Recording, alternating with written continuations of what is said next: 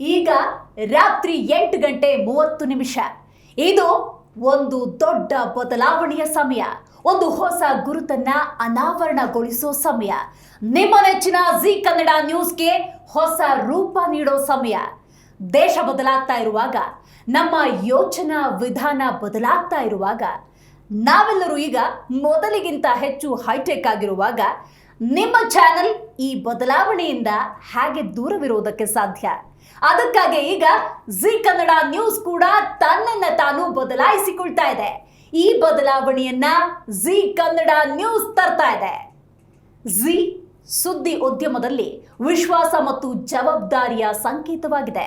ಕಳೆದ 3.5 ವರ್ಷಗಳಲ್ಲಿ G Kannada news ಪತ್ರಿಕೋದ್ಯಮದ ಹೊಸ ಮಾನದಂಡಗಳನ್ನ ಸೃಷ್ಟಿಸಿದೆ ಮತ್ತು ಅದಕ್ಕಾಗಿಯೇ ನಮಗೆ ವೀಕ್ಷಕರ ಬೆಂಬಲ ಸಿಕ್ಕಿದೆ.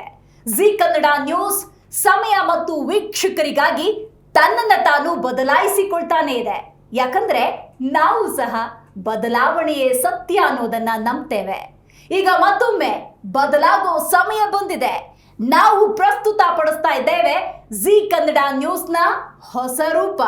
ಹೊಸತನದೊಂದಿಗೆ ಜಿ ಕನ್ನಡ ನ್ಯೂಸ್ ಯುವ ಚಿಂತನೆ, ಹೊಸ ಹುಮ್ಮಸ್ಸು, ಆಧುನಿಕ ತಂತ್ರಜ್ಞಾನದ ಸಂಗಮವಾಗಿದೆ. ನಾವು ನಿಲ್ಲೋದಿಲ್ಲ, ಸುಸ್ತಾಗೋದಿಲ್ಲ. ಸತ್ಯ ಮತ್ತು ನಿಷ್ಪಕ್ಷಪಾತದಿಂದ ನಿಮ್ಮ ಬಳಿಗೆ ಸುದ್ದಿಯನ್ನ ಸದಾ ತಲುಪಿಸುತ್ತೇವೆ. ನೋಡ್ತಾ ಇರಿ ಜಿ ಕನ್ನಡ ನ್ಯೂಸ್.